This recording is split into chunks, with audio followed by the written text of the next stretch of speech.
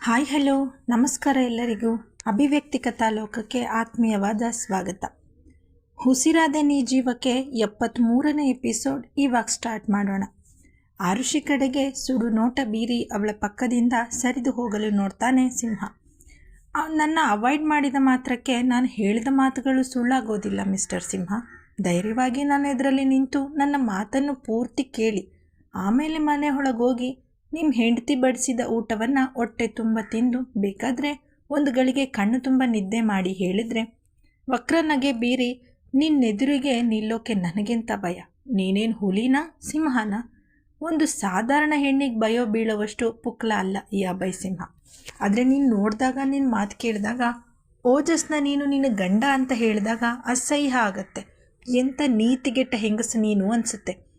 ಯಾರೋ ಜೊತೆಗೋ ಮಲಗಿ ಹುಟ್ಟಿಸಿದ ಮಗುವನ್ನು ಇನ್ಯಾರದ್ದೋ ಮಗು ಅಂತ ಎಷ್ಟು ಸಲೀಸಾಗಿ ಸುಳ್ಳು ಹೇಳೋ ನೀನು ಒಂದು ಹೆಣ್ಣ ಅನ್ನೋ ಅನುಮಾನವೂ ಬರುತ್ತೆ.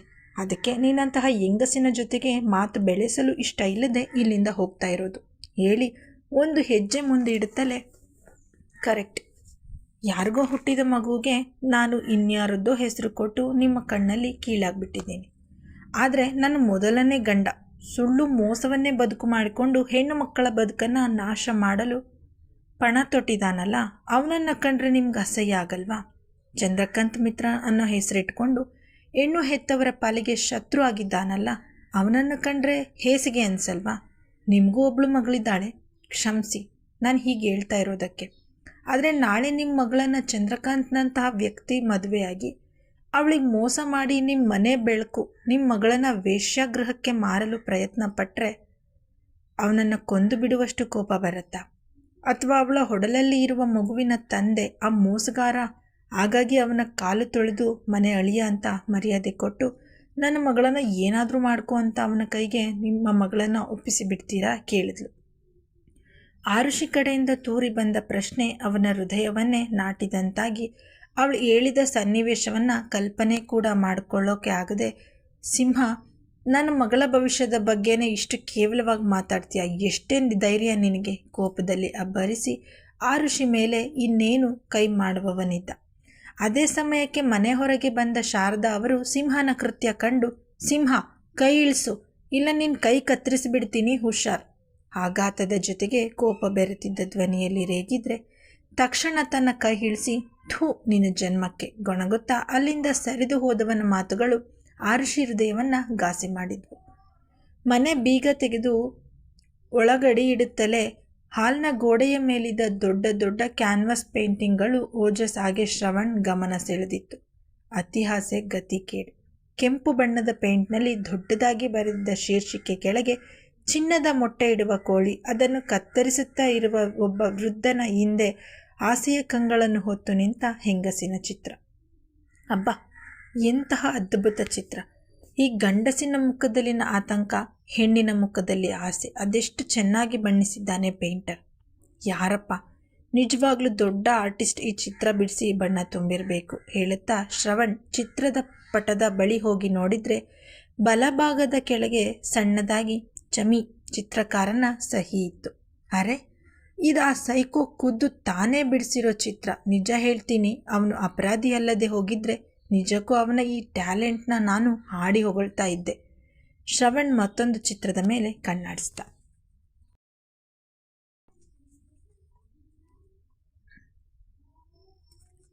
ನವತರುಣಿ ಸುಂದರ ಉಡುಗೆಯಲ್ಲಿ ರಾಜಕುಮಾರಿಯಂತೆ ಕಂಗಳಿಸುತ್ತಾ ಇರುವಳು. ಆ ಹುಡುಗಿಯ ತಂದೆ ಅವಳತ್ತ ತನ್ನ ಹೃದಯವನ್ನು ಚಾಚುತ್ತಾ ಇದ್ದರೆ ಇವಳು ಉಡುಗೊರೆಯ ಡಬ್ಬಿಯೊಳಗೆ ಕಾರ್ಕೋಟಕ ವಿಷಕಕ್ಕುವ ಹಾವನ್ನು ಅವರೆಡೆಗೆ ಚಾಚಿದ್ದಾಳೆ. ನಂಬಿಕೆ ದ್ರೋಹ ತಲೆಬರಹದ ಅಡಿಯಲ್ಲಿರುವ ಪೇಂಟಿಂಗ್. ಏನೇ ಹೇಳಿ ಓಜಸ್, ಈ ಮನುಷ್ಯ ವಿಪರೀತ ಟ್ಯಾಲೆಂಟೆಡ್ ಎಂದು ಶ್ರವಣ್ ಹೊಗಳಿದ್ರೆ ಬೇಸರದ ನಿಟ್ಟುಸಿರು ಬಿಟ್ಟು, ಏನು ಟ್ಯಾಲೆಂಟ್ ಇದ್ರೇನು ಬಂತು ಶ್ರವಣ್, ಎಷ್ಟೋ ಹೆಣ್ಣು ಮಕ್ಕಳ ಜೀವನ ಹಾಳು ಮಾಡಿದ್ದಾನಲ್ಲ. ಓಜಸ್ ಮಾತಿಗೆ ನಿಜ ಅನ್ನುವಂತೆ ಗೋಣಾಡಿಸಿ ಮುಂದಿನ ಚಿತ್ರದತ್ತ ಕಣ್ಣಾಡಿಸ್ದ. ಹೀಗೆಯೇ ಪ್ರತಿಯೊಂದು ಚಿತ್ರಕಲೆಯ ತಲೆಬರಹದಲ್ಲಿ ಒಂದೊಂದು ಟ್ಯಾಗ್ಲೈನ್ ಇದೆ. ಆತ್ಮಾಭಿಮಾನ ಅಂತ ದುರಾಭಿಮಾನ ತೋರಿದ್ರೆ ಕಣ್ಣೀರು ಕಟ್ಟಿಟ್ಟ ಬುತ್ತಿ ಅನ್ನೋ ಟ್ಯಾಗ್ಲೈನ್ನಲ್ಲಿ ಗೋಡೆಗೆ ಹೊರಗೆ ಕುಳಿತಿರುವ ಹೆಣ್ಣು ಕಾಲು ಮಡಚಿ ಮಂಡಿಯಲ್ಲಿ ಮುಖ ಹುದುಗಿಸಿ ಕುಳಿತಿದ್ರೆ ಅವಳ ಎದುರಿಗೆ ಯಾರೋ ನಿಂತಂತೆ ಅವರ ನೆರಳು ಮಾತ್ರ ಆ ಹೆಣ್ಣಿನ ಮೇಲೆ ಬೀಳುತ್ತಿದೆ. ಆ ಚಿತ್ರ ನೋಡ್ತಿದ್ದಂತೆ ಓಜಸ್ಗೆ ಆ ವಿಷಯ ನೆನಪಾಯಿತು.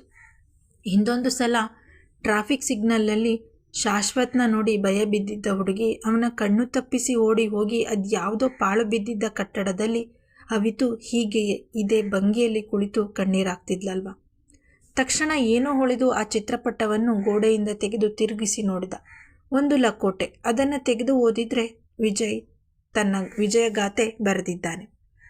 ಮೊದಲ ರಾತ್ರಿಯಲ್ಲಿ ಗಂಡನಿಗೆ ಶರಣಾಗಿ ಸ್ವರ್ಗ ನೋಡುವ ಬದಲು ಟೈಮ್ ಕೇಳಿದ ಪಾಪಕ್ಕೆ ಟೈಮ್ ಕೊಡದೆ ನರಕ ದರ್ಶನ ಮಾಡಿಸಿದೆ. ಸತ್ತೇ ಹೋಗ್ತಾಳೆ ಅಂದ್ಕೊಂಡಿದ್ದೆ, ಆದರೆ ಗಟ್ಟಿಗಿತ್ತಿ ಬದುಕಿಬಿಟ್ಲು. ಹಾಗೆ ನನ್ನ ಪಾಲಿನ ದ ಮೋಸ್ಟ್ ಅನ್ಲಕ್ಕಿ ಗರ್ಲ್ ಇವಳನ್ನು ಮಾರಾಟ ಮಾಡಲಿಲ್ಲ. ಆದರೂ ನನ್ನ ಪಾಲಿಗೆ ಇವಳಿಂದ ಯಾವ ಲಾಸ್ ಕೂಡ ಆಗಲಿಲ್ಲ. ವಿಕೃತ ಕಾಮಿಯ ಮನಸ್ಸಿನ ಮಾತುಗಳನ್ನು ಓದುತ್ತಿದ್ದ ಓಜಸ್ ರಕ್ತ ಕುದಿಯುತ್ತಿತ್ತು. ಈಗ ಶ್ರವಣ್ ಹಾಗೆ ಓಜಸ್ ಒಂದೊಂದು ಚಿತ್ರಕಲೆಯ ಹಿಂದೆ ಒಂದೊಂದು ಹುಡುಗಿಯ ಕತೆ ಅಡಗಿದೆ ಅನ್ನೋ ಸತ್ಯ ತಿಳಿದುಬಿಟ್ಟಿತ್ತು. ಅದಕ್ಕೆ ತಕ್ಷಣ ಬೇರೆ ಬೇರೆ ಚಿತ್ರಕಲೆಯ ಮೇಲೆ ಕಣ್ಣಾಡಿಸುತ್ತಾ ಮುಂದೆ ಸಾಗಿದ್ದ ಶ್ರವಣ್ಗೆ ತನ್ನ ಹುಡುಗಿ ಕ್ಯಾಮಿಲಿಯೋ ಬಗ್ಗೆ ಏನಾದರೂ ಸುಳಿವು ಸಿಗಬಹುದು ಅನ್ನೋ ಹಂಬಲ. ಅವನ ಆಸೆ ಫಲಿಸಿದಂತೆ ಒಂದು ಚಿತ್ರಕಲೆಯ ಮೇಲೆ ಅವನ ನೋಟ ನೆಟ್ಟಿತು. ಒಂದು ಚರ್ಚ್ನ ಎದುರಿಗೆ ಒಬ್ಬಳು ಸುಂದರಿ ವೈಟ್ ಗೌನ್ ತೊಟ್ಟ ಹುಡುಗಿಯ ಕಡೆಗೆ ಅವಳ ತಂದೆಯೇ ಕಣ್ಣಿಗೆ ಪಟ್ಟಿ ಕಟ್ಟಿಕೊಂಡು ಗನ್ ಹಿಡಿದು ನಿಂತಿದ್ದಾರೆ. ಅಚ್ಚರಿ ಎಂದರೆ ಗನ್ನಿಂದ ಶೂಟ್ ಆಗಿರುವ ಬುಲೆಟ್ ಅವಳ ಎದೆ ಸೀಳಿ ರಕ್ತ ಚಿಮ್ಮಿದೆ. ಅವಳ ಎದೆಯ ಭಾಗದಲ್ಲಿ ಆಗಿರುವ ಗಾಯ ಪ್ಲಸ್ ಮಾರ್ಕ್ನಲ್ಲಿದೆ. ಧರ್ಮದ ಹೆಸರಿನಲ್ಲಿ ಕುರುಡನಾದ ತಂದೆ. ಆ ಪೇಂಟಿಂಗ್ ನೋಡಿ ಶ್ರವಣ್ ಕೈಕಾಲು ನಡುಗಲು ಶುರುವಾಗಿತ್ತು. ಕ್ಯಾಮಿಲೋ ಹಾಗಾದರೆ ಬದುಕಿಲ್ವಾ? ಮುಖ ಮುಚ್ಕೊಂಡು ಕಣ್ಣೀರು ಹಾಕ್ತಿದ್ರೆ ಅವನ ಬೆನ್ನು ತಟ್ಟಿ ಸಮಾಧಾನ ಮಾಡಿದ ಓಜಸ್ ಆ ಪೇಂಟಿಂಗ್ನ ತೆಗೆದು ಅದರ ಹಿಂಬದಿಯಲ್ಲಿ ನೋಡಿದ. ಯಾವುದೇ ಲೆಟರ್ ಇರಲಿಲ್ಲ, ಆದರೆ ಒಂದು ಚೆಕ್ನ ಜೆರಾಕ್ಸ್ ಕಾಪಿ ಇತ್ತು. ಬೇರೆ ದೇಶದ ಬ್ಯಾಂಕಿನ ಚೆಕ್. ಮೊತ್ತ ಕೂಡ ಆ ದೇಶದ ಕರೆನ್ಸಿಯಲ್ಲಿಯೇ ಇದೆ. ದೇಶದ ಹೆಸರು ಲಿಬಿಯಾ.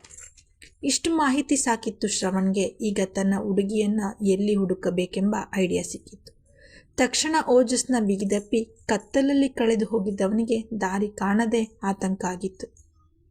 ನೀವು ನನಗೆ ಯಾವ ಕಡೆಗೆ ಹೋಗಬೇಕೆಂದು ಬೆಳಕು ಚೆಲ್ಲಿ ದಾರಿ ತೋರಿಸಿದ್ದೀರಾ. Thank you so much Ojas, ಮನಸಾರೆ ಧನ್ಯವಾದ ತಿಳಿಸಿದ. ಚೆಕ್ ಕಾಪಿಯನ್ನು ಜೇಬಿಗೆ ಇಳಿಸಿಕೊಂಡ ಓಜಸ್ ಮತ್ತೆ ವಾಪಸ್ ಗೋಡೆಯ ಮೇಲೆ ಚಿತ್ರಪಟವನ್ನು ನೇತು ಹಾಕಿ ಮನೆಯ ಪೂರ್ತಿ ಮತ್ತೇನಾದರೂ ಕ್ಲೂ ಸಿಗಬಹುದಾ ಅಂತ ಸೂಕ್ಷ್ಮವಾಗಿ ಎಲ್ಲವನ್ನ ಗಮನಿಸುತ್ತಾ ಇದ್ದವರಿಗೆ ಮತ್ತೊಂದು ಆಘಾತ ಕಾದಿತ್ತು. ರೋಮ್ನಲ್ಲಿ ಓಜಸ್ ಚಿಕ್ಕಪ್ಪನ ದೊಡ್ಡದೊಂದು ಫೋಟೋ ಇದೆ. ಡಾರ್ಟ್ ಅಂದರೆ ಚೂಪಾದ ಮಳೆಯಂತಹ ವಸ್ತುವಿನಿಂದ ಆ ಪಟದ ಮೇಲೆ ಗುರಿ ಇಟ್ಟು ಹೊಡೆದಿದ್ದಾರೆ. ನೀತಿ ಕೆಟ್ಟ ದೊಡ್ಡ ಮನುಷ್ಯ. ಕೆಂಪು ಪೈಂಟ್ನಲ್ಲಿ ಅವರ ಫೋಟೋ ಮೇಲೆ ಬರೆಯಲಾಗಿತ್ತು. ತನ್ನ ವಿಶ್ವ ಚಿಕ್ಕಪ್ಪನ ಮೇಲೆ ಇವನಿಗೆಂಥ ಕೋಪ! ಹಾಗೆ ನೋಡೋಕೋದ್ರೆ ಅವರು ಆಶ್ರಮದ ಕಡೆಗೆ ಹೆಚ್ಚು ಹೋದವರೇ ಅಲ್ಲ. ನನ್ನ ತಂದೆಯೇ ಅಲ್ಲಿನ ಎಲ್ಲ ಜವಾಬ್ದಾರಿಗಳನ್ನು ವಹಿಸಿಕೊಂಡಿದ್ದು.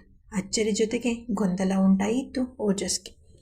ಆ ಫೋಟೋ ಹಿಂದೆ ಏನಾದರೂ ಮಾಹಿತಿ ಸಿಗಬಹುದಾ ಅಂತ ಗೋಡೆಯಿಂದ ಇಳಿಸಬೇಕು ಅನ್ನುವಷ್ಟರಲ್ಲಿ ಬಾಗಿಲನ್ನು ತಟ್ಟಿದ್ದ ಸದ್ದಾಗಿತ್ತು. ಸುತ್ತಲೂ ಎಲ್ಲವೂ ಮೊದಲಿನಂತೆಯೇ ಇದೆಯಾ ಎಂದು ಒಮ್ಮೆ ಖಾತ್ರಿಪಡಿಸಿಕೊಂಡು ಬಾಗಿಲು ತೆಗಿತಾನೆ ಶ್ರವಣ್.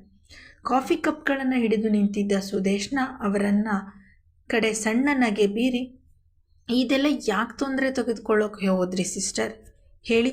ತಾನೇ ಕೈ ಚಾಚಿ ಟ್ರೇ ಪಡೆದುಕೊಂಡ. ಅಂಕಿತ್ ಮನೆ ತುಂಬ ಸಾಮಾನು ತುಂಬಿಸಿದ್ದಾನೆ. ಯಾವುದು ಪ್ರಯೋಜನಕ್ಕೆ ಬರಲ್ಲ. ಒಂಥರ ತಲೆನೋವು. ಅಣ್ಣ ನಿಮ್ಮ ಸ್ನೇಹಿತ. ಅದೇನೋ ಸಣ್ಣ ವಯಸ್ಸಿನಿಂದ ಪ್ರೈಸ್ ಮೆಡಲ್ಗಳ ಹುಚ್ಚು. ಅವನಿಗೆ ಯಾರಾದರೂ ಅದನ್ನು ಕೊಡಲಿಲ್ಲ ಅಂದರೆ ಅವನೇ ಪ್ರಶಂಸೆ ಪತ್ರ ಬರೆದುಕೊಂಡು ತನ್ನ ಬೆನ್ನನ್ನು ತಾನೇ ತಟ್ಟಿಕೊಳ್ತಾ ಇದ್ದಂತೆ. ನಿಜ ಹೇಳ್ತೀನಿ, ಒಮ್ಮೊಮ್ಮೆ ನನಗೆ ನನ್ನ ಮನೆಯವರ ಮಾತು ಕೇಳಿ ಭಯ ಆಗತ್ತೆ. ಇಂಥ ಹುಚ್ಚನ್ನು ಯಾಕೆ ಯಾವುದೇ ಆಸ್ಪತ್ರೆ ಸೇರಿಸಲಿಲ್ಲ ಅಂತ. ಆದರೆ ಆಮೇಲೆ ಎಷ್ಟೇ ಆದರೂ ಅವನು ನನ್ನ ಮೈದುನ ಅಂತ ಸುಮ್ಮನೆ ಆಗ್ತೀನಿ. ನಾನು ಹೀಗೆ ಹೇಳಿದೆ ಅಂತ ನೀವು ಹೋಗಿ ಆ ಅಂಕಿತ್ಗೆ ಹೇಳಿಬಿಡಬೇಡಿ ಎನ್ನುತ್ತಾ ತಾನು ಮನೆಯ ಸುತ್ತ ನೋಡ್ತಾ ಇದ್ದವಳು, ಈ ಪೇಂಟಿಂಗ್ನೆಲ್ಲ ಮಾರಿದರೆ ಕೈ ತುಂಬ ಹಣ ಸಿಗಬಹುದು ಅಲ್ವಾ? ಆಸೆ ಹೊತ್ತ ಕಂಗಳಿಂದ ಸುತ್ತಲೂ ನೋಡುತ್ತಾ ಕೇಳಿದ್ಲು. ಹಣ ಸಿಗುತ್ತಾ ಅಂತ ಕೇಳ್ತೀರಲ್ಲ ಸಿಸ್ಟರ್, ಲಕ್ಷ ಸಿಗತ್ತೆ. ನಿಜ ಹೇಳಬೇಕಂದ್ರೆ ಇದನ್ನೆಲ್ಲ ಕೊಂಡುಕೊಳ್ಬೇಕು ಅಂತಾನೆ ನಾನು ಇಲ್ಲಿಗೆ ಬಂದಿದ್ದು. ಮೊದಲು ನಿಮ್ಮ ಗೂಬೆ ಮೈದನ ಇದನ್ನೆಲ್ಲ ಮಾರಲ್ಲ ಅಂತ ಕೂತಿದ್ದ. ಇಲ್ಲಿದ್ದಾರಲ್ಲ ನಮ್ಮ ಬ್ರದರ್, ಇವರು ನಿಮ್ಮ ಮೈದುನನಿಗೆ ಬಲವಂತ ಮಾಡಿ ಒಬ್ಬರು ಒಳ್ಳೆ ಪಾರ್ಟಿ ಸಿಕ್ಕಿದ್ದಾರೆ ಅಂತ ಒಪ್ಪಿಸಿದ್ರು. ಈ ಚಿತ್ರಗಳನ್ನು ಮಾರಿದ ಹಣವನ್ನು ನೇರವಾಗಿ ಖಾತೆಗೆ ಹಾಕೋದಾ ಇಲ್ಲ ನಿಮ್ಮ ಕೈಗೆ ಕ್ಯಾಶ್ ಕೊಡೋದಾ ಓಜಸ್ ಕೇಳಿದ್ರೆ, ನನಗೆ ಕೊಡಿ, ಜೋಪಾನವಾಗಿ ಇಟ್ಕೊಂಡು ಅಂಕಿತ್ ಬಂದ ಮೇಲೆ ಅವನಿಗೆ ಕೊಡ್ತೀನಿ ಹೇಳಿದ್ಲು. ಈ ಹೆಂಗಸಿನ ದುರಾಸೆ ಬುದ್ಧಿಯೇ ಇವಳ ಮೈದುನನನ್ನು ಮುಳುಗಿಸುತ್ತೆ, ಮನದಲ್ಲೇ ಹೇಳ್ಕೊಂಡು ನಕ್ಕ ಓಜಸ್.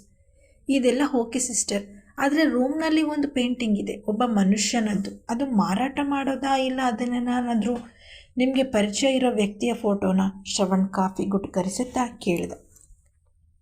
ರೂಮ್ಗೆ ಹೋಗಿ ಫೋಟೋ ನೋಡಿದ ಹೆಣ್ಣು ಅಸಡ್ಡೆಯ ಮುಖ ಮಾಡಿ, ಇದಾ? ನನ್ನ ಮಾವ ಸತ್ತು ಹೋದ ಮೇಲೆ ಹಣ ಸಹಾಯ ಕೇಳಿಕೊಂಡು ದೊಡ್ಡ ಮನೆಯವರ ಬಳಿ ನನ್ನ ಅತ್ತೆ ಹೋದಾಗ ಆ ಮನೆಯ ದೊಡ್ಡಣ್ಣ ನಮ್ಮ ಅತ್ತೆಗೆ ತಮ್ಮ ಹೊಲದಲ್ಲಿ ಕೆಲಸ ಕೊಟ್ಟರೆ ಚಿಕ್ಕವರು ಯಾರಿಗೂ ಹೇಳ್ದಂಗೆ ನಮ್ಮ ಅತ್ತೆನ ಇಟ್ಕೊಂಡಿದ್ರಂತೆ. ಆಯಪ್ಪಂದೇ ಈ ಪಟ. ಈ ವಿಷಯ ಊರಲ್ಲಿ ಯಾರಿಗೂ ಗೊತ್ತಿರಲಿಲ್ವಂತೆ. ನನ್ನ ಗಂಡ ಮಾತ್ರವೇ ನನ್ನ ಅತ್ತೆಗೆ ಮೊದಲು ಮಗ ಅಂತ ಇದ್ದದ್ದು. ಪಾಪ ನನ್ನ ಅತ್ತೆಯ ಅಸಹಾಯಕತೆನ ದುರುಪಯೋಗ ಪಡಿಸ್ಕೊಂಡು ಆ ದೊಡ್ಡ ಮನುಷ್ಯ ಅವರಿಗೆ ಉಡುಗೊರೆಯಾಗಿ ನನ್ನ ಮೈದುನನ್ನು ಕೊಟ್ಟಿದ್ದು. ಅಂಕಿತ್ ಎಲ್ರಂತಲ್ಲ, ತುಂಬ ಚುರುಕು ಬುದ್ಧಿಯ ಹುಡುಗ. ಸಣ್ಣ ವಯಸ್ಸಿನಲ್ಲೇ ಶಾಲೆ ರೇಡಿಯೋದಲ್ಲೆಲ್ಲ ಜೀನಿಯಸ್ ಮಗು ಅಂತ ಹೆಸರು ಮಾಡಿದಾಗ ಎಲ್ಲರೂ ನಿನ್ನ ಅಪ್ಪ ಯಾರು ಅಂತ ಕೇಳಿದಾಗ ಮೊದಲು ಅವರೆಲ್ಲ ತೀರ್ಕೊಂಡಿದ್ದಾರೆ ಅಂತ ಹೇಳ್ತಾ ಇದ್ನಂತೆ. ಆದರೆ ಬುದ್ಧಿ ಬೆಳೀತಾ ಇದ್ದ ಹಾಗೆ ಅವನಿಗೆ ತಿಳಿದು ಬಂತು, ಇವನು ತನ್ನ ತಂದೆ ಅಂತ ಹೇಳುತ್ತಿರುವ ವ್ಯಕ್ತಿ ತೀರ್ಕೊಂಡು 13ನೇ ತಿಂಗಳಿಗೆ ಹುಟ್ಟಿರುವುದು ಎಂದು. ಚುರುಕು ಬುದ್ಧಿಯ ಹುಡುಗನಿಗೆ ತನ್ನ ತಂದೆ ಹಾಗೂ ತನ್ನ ಅಣ್ಣನ ತಂದೆ ಒಬ್ಬರೇ ಅಲ್ಲ ಅನ್ನೋದು ತಿಳಿದು ಬಂದು ಮನೆಯಲ್ಲಿ ತನ್ನ ಅಮ್ಮನ ಹತ್ರ ತನ್ನ ಜನಕ ಯಾರು, ಸತ್ಯ ಹೇಳು ಅಂತ ಜಗಳ ಕೂಗಾಟ ಮಾಡಿದ್ದಾನೆ. ಪಾಪ ನನ್ನ ಅತ್ತೆ ಇರೋ ಸತ್ಯನೆಲ್ಲ ಹೇಳಿದ ಮೇಲೆ ಒಂದಿನ ಶಾಲೆಯಿಂದ ನೇರ ಹೋಗಿ ಆ ಫೋಟೋದಲ್ಲಿ ಇರೋ ವ್ಯಕ್ತಿಯನ್ನು ಭೇಟಿಯಾಗಿ ನನ್ನನ್ನು ನಿಮ್ಮ ಮಗ ಅಂತ ಊರಲ್ಲಿ ಎಲ್ಲರ ಮುಂದೆ ಒಪ್ಕೊಂಡು ನಿಮ್ಮ ಮನೆಗೆ ಕರ್ಕೊಂಡು ಹೋಗಿ ನಿನ್ನ ಬೇರೆ ಮಕ್ಕಳಿಗೆ ಕೊಡುವಷ್ಟೇ ಸೌಕರ್ಯ ಕೊಟ್ಟು ನನ್ನನ್ನು ಸಾಕು ಅಂತ ತಾಕೀತು ಮಾಡಿದ್ದಾನೆ. ಆದರೆ ಆ ಊರಿಗೆ ದೊಡ್ಡ ಮನೆತನದ ವ್ಯಕ್ತಿ ಆತ.